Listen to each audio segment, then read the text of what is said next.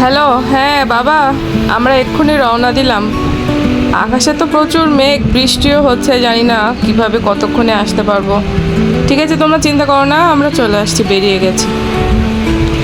নমস্কার বন্ধুরা, আজকে যাচ্ছি জামাই ষষ্ঠীতে, কিন্তু কি বলবো, আমার সব প্ল্যান একদম ভেস্তে দিয়েছে এই হচ্ছে বৃষ্টি।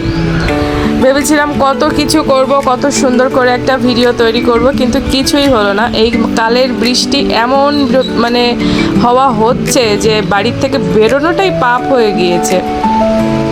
রাস্তাঘাট তো কাদা, আর মনে করেন বাড়ির থেকে আসতে আসতে বৃষ্টিতে আমরা দাঁড়িয়েছিলাম টানা 2 ঘন্টা। এই যে দেখেন কি বিচ্ছিরি বৃষ্টি, আর শুধু বৃষ্টি হচ্ছে না, বৃষ্টির সাথে জোরে জোরে বিদ্যুৎ চমকাচ্ছে, যেটা আমার ভীষণ ভয় করে। আর এখন তো বিদ্যুৎ চমকালেই বাস পড়ছে আমাদের এলাকাতেই। কালকে যে বৃষ্টিটা হলো, মানে অন্তত 4-5টা বাজ পড়েছে। সো তাহলে বোঝেন কতটা ভয়ানক। আমরা দাঁড়িয়েছিলাম আর এখানে বসেছিল একটা কুকুর। বাবা, সেও বা কোথায় যাবে, ওকে আর তাড়ালাম না, আমরা কুকুরটাকে নিয়েই দাঁড়িয়েছিলাম এই বৃষ্টি মাথায়। এখানে কতক্ষণ, মানে 2 ঘন্টা। আপনারা দেখলে বুঝতে পারছেন বিদ্যুৎ চমকাচ্ছে। আমি জানি জামাই ষষ্ঠীতে সবাই গেছেন বাপের বাড়ি। এই দেখেন, আজকে আমি আপনাদেরকে আমার বাপের বাড়ির ভিটাটা একটু দেখাবো। এইটা হলো আমার বাপের বাড়ি, এখানেই জন্ম থেকে আমি বড় হয়েছি। ঠিক আছে, এই সেই স্মৃতি মাখা, আমার ছোটবেলার স্মৃতি মাখা, আমার জীবনের ফেলে আসা সেই সব দিনগুলো এই বাপের বাড়িটা দেখলেই আমার আবার মনে পড়ে যায়। আজকাল বাপের বাড়ি গেলে না বুকের ভিতর ভার হয়ে ওঠে, আনন্দর চেয়ে পিছনের কথাগুলো মনে ওঠে। প্রত্যেকটা আনাচে কানাচে আমার স্মৃতি। আর বাপের বাড়ির উঠোনে হয়েছে এক মস্ত বড় ডুমুর গাছ। মা বলছে ডুমুর নিয়ে যা, মানে গ্রাম থেকে এসে শহরের ডুমুর নিয়ে যেতে বলছিল। আমি বললাম না, ডুমুর কোটা ঝামেলা। মানে প্রত্যেকটা আনাচে কানাচে, এই যে গ্রিলগুলো ছোটবেলায় বেয়ে বেয়ে কত উঠেছি, এই উঠোনে কত খেলা করেছি, এই যে তুলসী থান, এই যে ঘরে ঢোকার গেট, এখানে কত মানে স্মৃতির কোনো শেষ নেই। এই আমার বাবার গাড়িটা, এই গাড়িটা ঘিরে কত স্মৃতি, আমার বাবার আর একটা সন্তানের মতো ওই গাড়িটা। বাবা ওকে খুব ভালোবাসে, সর্বোচ্চ দিয়ে আগলে রেখেছে। এই যে ছোট্ট কলিং বেল, এটাও ছোটবেলায় হাতে পেতাম না, লাফ দেওয়া দিয়ে করতাম দেওয়ার জন্য। আর আজ আমি কলিং বেলের থেকেও বড় হয়ে গেছি, তাই না বন্ধুরা? আর এই হলো আমার বাপের বাড়ির ছাদ। বন্ধুরা, ভেতরটা না দেখিয়ে ছাদটা কেন দেখাচ্ছি জানেন? এই ছাদে রয়েছে জীবনের চরম ইতিহাস। মানে কি বলবো, বিকাল হলে এই ছাদে আড্ডা, এ ছাদ থেকে ও ছাদ গল্প, প্রত্যেকটা কানায় কানায় দাঁড়িয়ে দাঁড়িয়ে, মানে গরম থেকে শীত, শীতের দুপুর, শীতের সকাল, রোদ, আবার গরমের বাতাস, বিকালের বাতাস, মানে কি বলবো, এই ছাদ, এই বাড়ি, এ যেন মনে হয়, দেখলে মনে হয় আমি সত্যি জীবনের অনেকটা সময় পেরিয়ে গেছি। প্রত্যেকটা কানায় কানায় কোথায় আমি নেই এটাই আমি খুঁজে পাই না, প্রত্যেকটা জায়গায় আমার এই হাত পা সব কিছু আছে। আর এই ছাদটা ঘিরে রয়েছে জীবনের বহুত ইতিহাস। মজার ইতিহাস হলো, আগে বিকেল হলে ছাদে দাঁড়িয়ে থাকতাম, বিভিন্ন ছেলেরা বাড়ির সামনে দিয়ে যেত, তখন এই বিল্ডিংগুলো হয়নি, পুরো রাস্তাটা দেখা যেত। আর ওই যে টিন শেড ছোট্ট একটুখানি দেখছেন, ওটা আমার ঠাম্মার ঘর। ঠাম্মা ওইখানে বসতো, ওই যে উঠোনটা যে দেখতে পাচ্ছেন একটুখানি, ওখানে চেয়ার নিয়ে বসতো, আর আমি এখানে দাঁড়িয়ে থাকতাম। আর ওইখান থেকে ঠাম্মা আমাকে ডাকতো, ও বনু ঘি নিয়ে যাও, যেহেতু আমার ঠাম্মাদের ঘিয়ের ব্যবসা, তো আমি এখান থেকে ডাক দিলেই ছুটে চলে যেতাম। আজকে ঠাম্মা মারা গিয়েছে, টিনের ঘরটা আছে, কিন্তু সেই জায়গায় দাঁড়িয়ে আছি। কিন্তু কি বলবো, ভাবতেই তো গার পশম খাড়া দিয়ে ওঠে। এটা আমার মেজো জ্যাঠাদের ছাদ। মানে বাপের বাড়ি গেলে বন্ধুরা আনন্দর চেয়েও বেশি এখন চোখে জল চলে আসে, যে জীবন থেকে কতটা সময় পার করেছি। এই যে ছাদ বাগানটা ছিল জীবনের একটা সময় স্বপ্ন, সারা পাড়ার ফুল গাছ খুঁটে খুঁটে টবে মাটি ভরে, কোথার থেকে মাটি ভরে নিয়ে এসে ছাদে গাছগুলো লাগাতাম। সকাল হলে জল দিতাম, বিকাল হলে জল দিতাম। মানে ভয়েসটা দিচ্ছি কিন্তু গলাটা কাঁপছে স্মৃতিগুলো দেখে, যে আসলে আমি পর হয়ে গেছি এবারই। আমার এখন এখানে আমার থাকতে না অস্বস্তি লাগে, ব্যস্ততা আসে, বাড়িতে যেতে হবে, ফিরে যেতে হবে, সেখানে কাজ আছে। অথচ এই বাড়িটা আগলে একদিন কত আনন্দ। এই যে লজ্জাবতী গাছ, এটা আমার মা ঢাকার থেকে এনেছে, দিদির বাসার থেকে। এই গাছটা আমার খুব পছন্দ। এই গাছটা আমি কি বলবো, অনেক এখানে খুঁজেছিলাম, পাইনি, পরে মা ঢাকার থেকে এনেছে। কি বলবো, খুবই সুন্দর লাগে, হাত দিলেই লজ্জায় কীরকম দেখেন নুয়ে পড়ছে।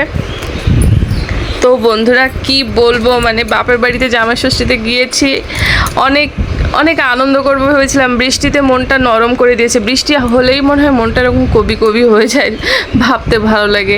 তো বাপের বাড়ির এই ছাদটাকে ঘিরে কি বলবো, মজার যে ব্যাপারটা বলতে চেয়েছিলাম, বিকেলবেলায় ছাদে দাঁড়াতাম, বিভিন্ন ছেলেরা যেত, ছাদে দাঁড়িয়ে থাকতাম, হাই দিত, সেটা নিয়ে আবার ঝগড়া অশান্তি হতো, এই ওদের বাড়ির মেয়ে ছাদে দাঁড়িয়েছে, ওকে হাই দিলি কেন।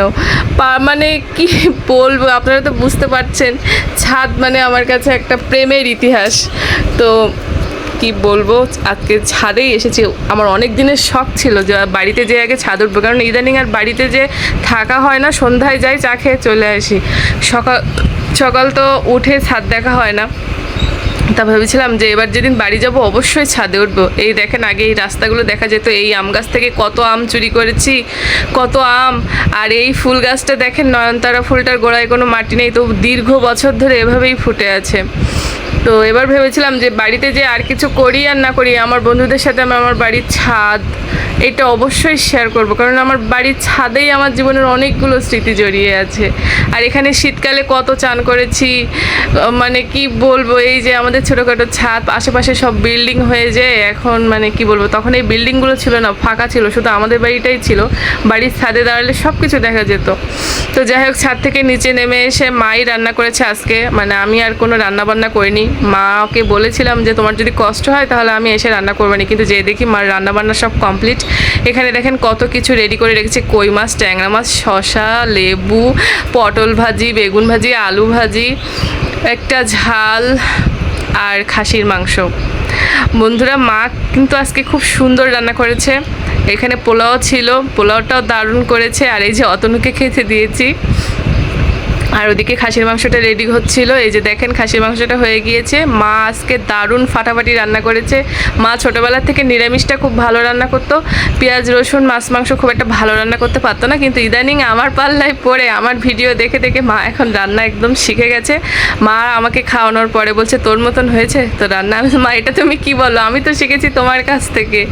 তবে আমি চিকেন মটন যাইরা দিন এখানে, এটা কিন্তু মার কাছ থেকে শিখিনি, এটা আমি নিজে নিজেই শিখেছি। আমার দিদার থেকে কিছু দেখেছি আর ইউটিউব থেকে দেখেছি, আর আমার লোভের থেকেই আমি শিখে ফেলেছি। আর এই যে দেখেন, লাড্ডু আমি এনেছি আসার সময় মায়ের জন্য, যেহেতু মা বাবা দুইজনেরই ডায়াবেটিস, ওরা মিষ্টি আনতে বারণ করে, বলে কিচ্ছুই আনবি না, কিন্তু কিছু না নিয়ে কি যাওয়া যায় বলেন। আর এখানে বাবা আমার জন্য রসমালাই এনেছিল, বাবা জানতো যে আমি এটা খেতে খুব পছন্দ করি, তাই জন্য আমার জন্য এনেছিল। মানে খুব শর্টকাট এবার জামাই ষষ্ঠীতে, যেহেতু দিদিও আসতে পারিনি, দিদি এবার একটু বিদেশে যাচ্ছে ট্যুরে, তো আমি একাই গিয়েছিলাম জাস্ট নিয়ম রক্ষা। তারপরেও এই যে দেখেন, আমার মায়ের একটা বিশেষ লবণ, এই লবণটা মা আসলে আমার মতোই কাঁচা লবণ খাই সব তরকারিতে, কিন্তু সেটা স্বাস্থ্যের জন্য ভালো না, তাই এই লবণটা মা ভেজে রেখে দিয়েছে, এটা খেলে আর স্বাস্থ্যের জন্য কোনো সমস্যা হবে না। আর এই যে দেখেন বন্ধুরা, এই লবণটা খেলে নাকি কোনো প্রেশারের সমস্যা হয় না, তাই মা লবণ ভেজে রেখেছে। মার এটা একটা ইউনিক লাগে আমার কাছে। মা আমাকে বলে, আমি কাঁচা লবণ খাই দেখে বলে, তুইও লবণ ভেজে রেখে দিবি, তাহলে আর কোনো সমস্যা হবে না। আর এদিকে নিরামিষ তরকারি ছিল কিছু, দুপুরে মা খেয়েছিল, সেটাই আছে। আমার বাবা যেহেতু নিরামিষ খায়, বাবার জন্য ওগুলো রান্না আছে আলাদা। আর এই যে মা তার জামাইয়ের জন্য গুছিয়ে দিয়েছে, জামাই বাবু এখন এসে বসেছে খেতে। বাড়িতে এসে খুব মিস করছিলাম আমার ভাইকে, দিদিকে, দাদাকে, পিথুকে, প্রথাকে। আমরা একা একাই জামাই ষষ্ঠীটা করলাম এবছর, জানি না সামনের বছর কি হবে, মানুষের জীবন মরণের কথা তো বলা যায় না, তবে যেন সবাই আবার একসাথে হতে পারি, এটাই চাই। আজকে আমার বাপের বাড়ি ভ্রমণ কেমন লাগলো সেটা অবশ্যই কমেন্ট করে আমাকে জানাবেন, একটা লাইক করবেন। আমার এই ছোটোখাটো জামাই ষষ্ঠী, বৃষ্টিতে ঘুটে যাওয়া জামাই ষষ্ঠী, আসলে মানে হয়তো আমার কপালে নেই, হয়তো বা আমি যেটা চাই সেটা এরকমভাবেই নষ্ট হয়ে যায়। জানি না পরবর্তী দিনগুলো কেমন হবে, এই জন্য আমি আর কিছু চাই না আজকাল, কারণ আমি যেটাই চাইবো সেটাই আমার থেকে হারিয়ে যাবে। অনেক প্ল্যান ছিল জামাই ষষ্ঠী নিয়ে, কিন্তু খুব শর্টকাট হলো, তো যাই হয়েছে ভালো হয়েছে।